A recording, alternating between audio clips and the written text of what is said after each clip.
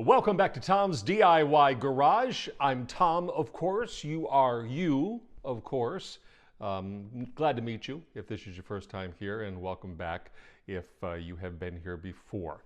Of course, DIY Garage is all about do-it-yourself type stuff because you can save money and you can be self-sufficient, both things that I am a huge advocate for. Today's project is firmly in the saving money vein. A little bit of, custom do-it-yourself type stuff because it's cool, but this is a saving money project. Some of you may be aware that my youngest is getting married in April, and I have been tasked with building a couple of things for the reception, in part because, mostly because, she's trying to stretch her wedding dollars, and there's a little bit of, hey, my dad built this for our wedding. So I am building 4 things. There is a Champaign Wall, because that's a thing where the guests come up prior to the reception, prior to the ceremony, have a little sip of bubbly to get in the mood. There's also some Topo Chico for people who don't want to imbibe. And then next to that is a smaller little display with the couple's name on it. And then there is a separate display for a seating chart. That's 3.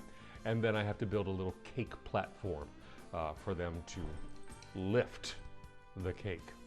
You get the idea. So today I'm going to work on the Champaign Wall, and I want to give you some idea of the direction I've been given and then some of my ideas for making it a little personal. Let me show you. This is the inspiration that I'm working on from Pinterest. The kids call it the inspo, I-N-S-P-O, because apparently using the full word is not an option any longer. But it's a flat wall, and then there are these little shelves with cutouts to hold champagne glasses. This one has 5, and these are 13 glasses across, do the math. But this is kind of what I'm working from, and then I will show you where I'm going from there. To get a look at what I have in mind, let's go to my sketchbook where all of my projects start. These are the disposable champagne or sparkling wine flutes that we're going to use for the project. So we've got that there. And the wall, the champagne wall here that I've designed, it's kind of sketched out. It'll change probably before we get to the final project, but this is the idea of where I want to start. 7 feet tall, it's 4 feet wide, and there are 1, 2, 3, 4, 5, right now 6 little shelves that will be cut out so that the flute can slip in and rest on it. That may change as well, but in addition to the flutes, there will also probably here on the bottom, this will be for Topo Chico mineral water for people who don't want to imbibe. But plenty of room here for, let's say, maybe 80 of these flutes, give or take a little bit. There will be wait staff to restock these as necessary. The wall will tilt back a little bit so that gravity kind of holds all this in place. And then there are these legs that will brace it in the back, hinged up here. They can fold down so that the whole thing, when the big day comes, can be moved onto a truck and transported. The wall will be white, the shelves will be white, and I'll trim the perimeter with natural colored wood. Some sort of stain on here. I think that'll be a nice contrast between the white and the natural colored wood as well. The little side wall that shows the couple's name, that'll also be built in the same sort of vein. To get all of this, we got to go to the store and get our supplies. I'm in the Big Blue Box store to get my number. You know which one I'm talking about. There's no sponsorship here. They're not paying for any of this, but it's the closest to me, and the prices are pretty compatible wherever you go. So I'm going to use and start with this product right here. It is a plywood. It's just shy of a 1/4 inch thick, This store calls it a utility panel. It's about 25 bucks and change a sheet. Other people will know it as Luan. It is the same thing, and again, 2 sheets of this. So I have the paint and the lumber for the project to make the Champaign Wall and the little side wall with their names. Obviously the utility panels that will provide the flat of it. These are 2x6s here. I'll rip those in half. That provides the structure for the wall. And then these are 1x4s. That'll be the trim and the shelves for the champagne glasses. So go pay for it and we'll get to the workshop. Back in the workshop, I have my table saw ready to go so that I can rip these 2x6s in half to provide the structure for the Champaign Wall and the side sign, as I mentioned. So some of you might be imagining, why don't I use a 2x4 to do the same sort of thing, save myself the trouble of making cuts? And normally that would be a great idea, but a 2x4, if I use them, would have too much depth for the look I'm going for when I finally add the trim. You'll see what I mean when I finally get to that. So I will use this instead. It will provide just the depth I'm looking for, and it's a cost-effective way of doing it. So little eye protection, some ear protection as well. We'll turn on the saw and we'll get going.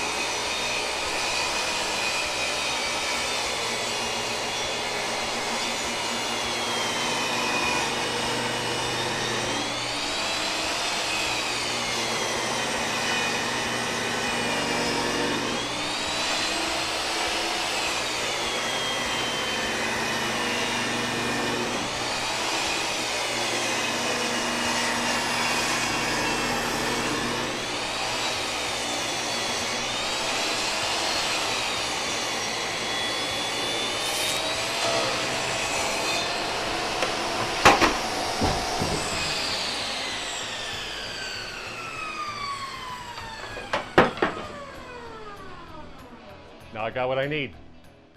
Now that these pieces are cut, they are 2 5/8 inches wide, which is perfect for the look that I'm going for. Again, that'll all make sense when we get to that. I'll explain it when we get there. The task now is to cut these down to size so that I can make a big rectangle, which will be the frame for the wall.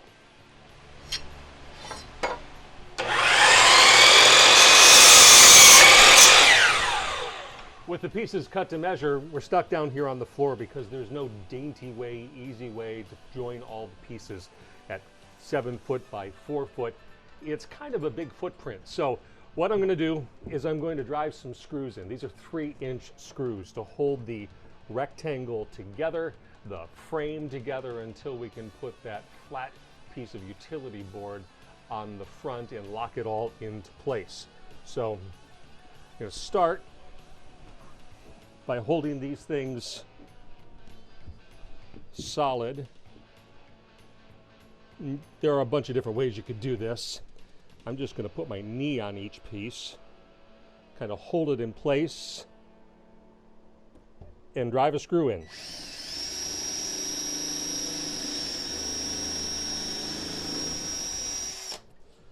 First the drill, now the screw.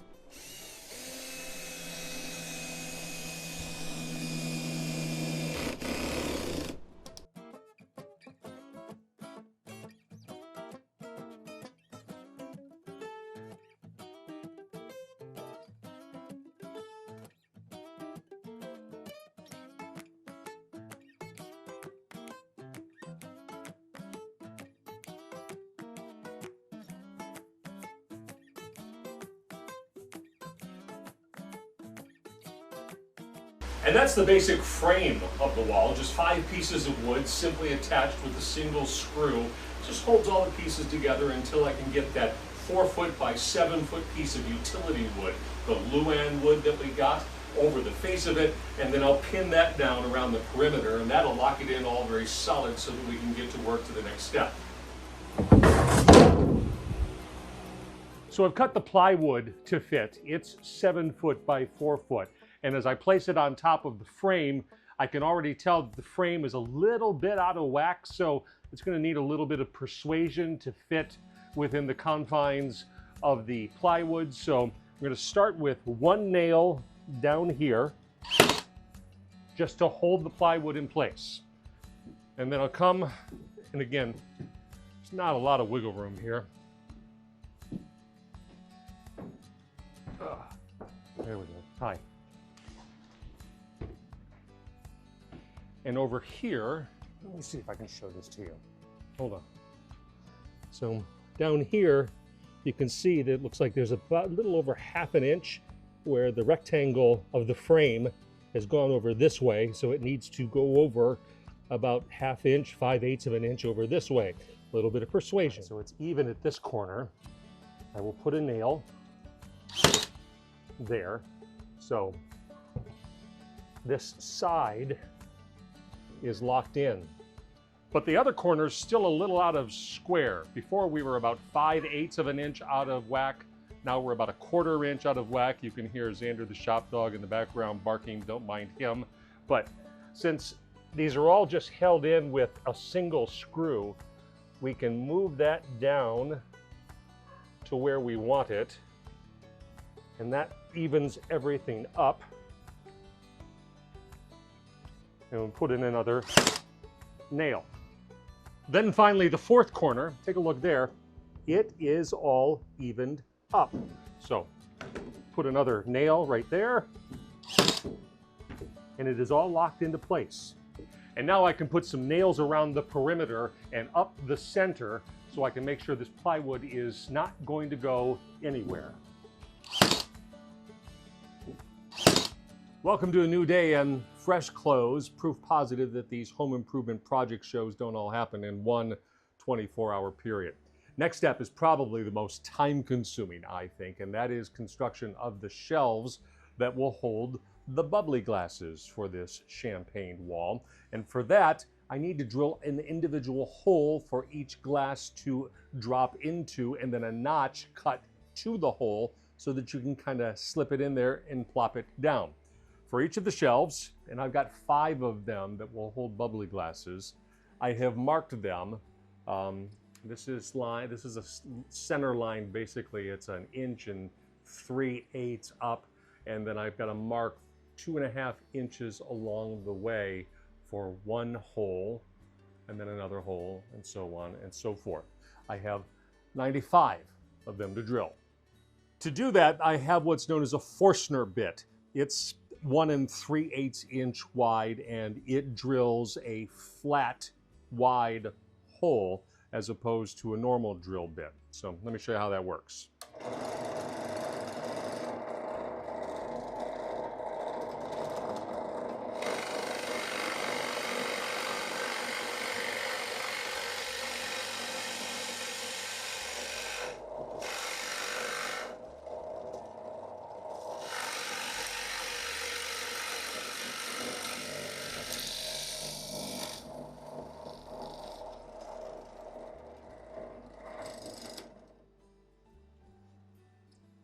And it'll look like that.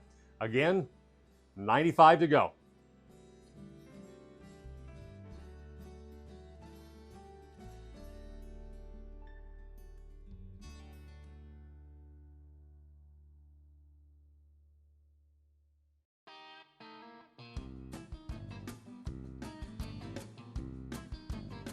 With all of the holes drilled, now I have to cut a notch in there so that the bubbly glass can fit in.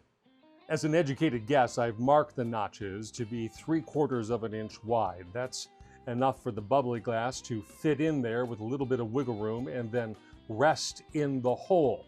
To cut it, I've got a jigsaw and lots of cuts.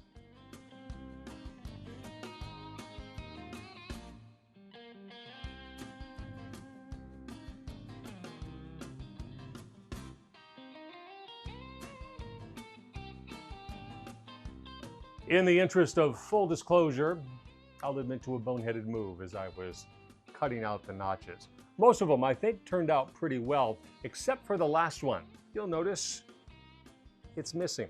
I rushed the cut too much, and the way the grain is on this wood, it just couldn't handle too much lateral force, so it snapped off. Fortunately, as we've discussed in the past, glue is a good strong holder, so I'll glue that piece on and it should work well. As for the idea, bubbly glass, I think it'll work. As expected, as promised, drilling and cutting all the cutouts for the bubbly glasses. It took several hours to do this and get them sanded and get them ready and get them connected.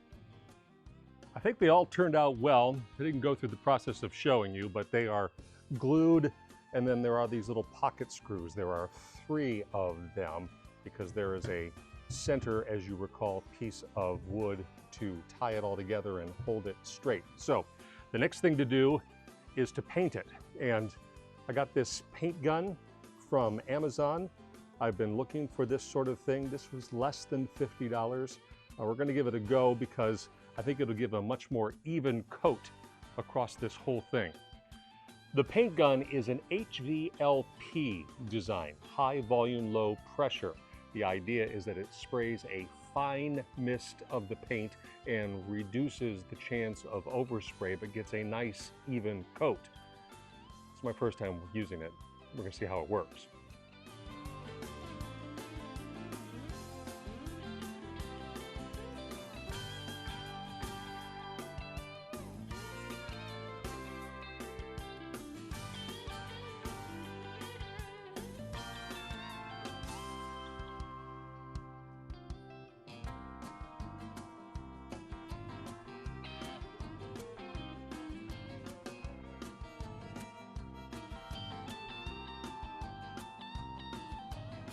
You'll remember when we started, I said I was going to do something interesting with the trim, and I said, wait till we get there and I'll explain. It'll all be clear. Now's that time. So this is essentially the top of the wall here, and I've got it clamped on there and it's ready to be nailed on, but this is the detail that I wanted to show here. So you see, it's a little proud. That means it sticks out in woodworking and carpentry terms by about a ½ inch, maybe a little bit more than that, and that'll be all the way around the wall, and I think it'll look nice. And again, we've got this stained wood look with the white. I think it's a good look.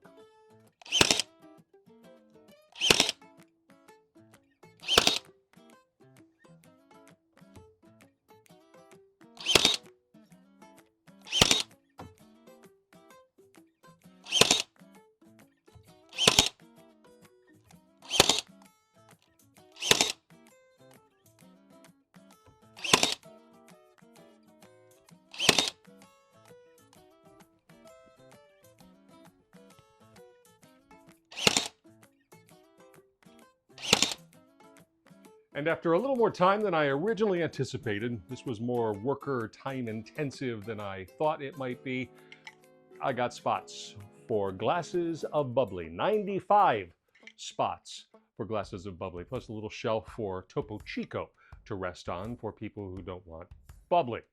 I've included a piece of that wood trim along the bottom, and you get a real good sense of how it stands out away from the edge of the white wood. And again, all of these little holders will work really, really well to hold the glasses just as we intended. One thing I have not yet done is secure some way for it to stand up. Originally, you may recall that I thought I might have it lean back just a little bit, maybe not as tilted as this, but something that would be easy to move it around. I'm not entirely sold on that idea as the more I think about it. I may want to put some sort of base so that it stands straight up perpendicular to the floor or whatever surface that it's on. I've got some time to think about that, and that will be easy-ish once I decide on a plan. Meantime, I also have that companion name sign for the happy couple that will go next to this. It'll be about 3 foot by 5 foot. That'll be much easier to construct because I won't have all of these intricate, time-consuming cutouts to worry about. But haven't done that one yet. All told, for these two projects, this and the Champaign Wall and that sign, is about $180 worth of material, plus my time. To rent them would be hundreds of dollars. Do the math. It's a cost savings, certainly. Now the question is, what do we do with this when we're done? Maybe the bride? Maybe Rampage will be ready to sell it to another bride. We could do that. We could defray some of the costs, or maybe we'll just have a champagne wall around the house for, you know, whenever. We'll worry about that when the time comes. Meantime, let me know what you think of this project. Good, bad, indifferent. What would you have done differently? Or if you've got some ideas on other things that Tom's DIY Garage might be able to tackle. I'm interested in all of them. Hit me up on the email, the Facebook, the Twitter/X. As always, I love a challenge, whether it comes from my daughter or it comes from you. All right, I got some other things I have to build. They aren't worth a whole show, but this one, I think it turned out fairly well. The question is, what does the bride think? I'll let you know. Until we see each other again in Tom's DIY Garage, I'm Tom. Rock on with your bad selves. I'll see you.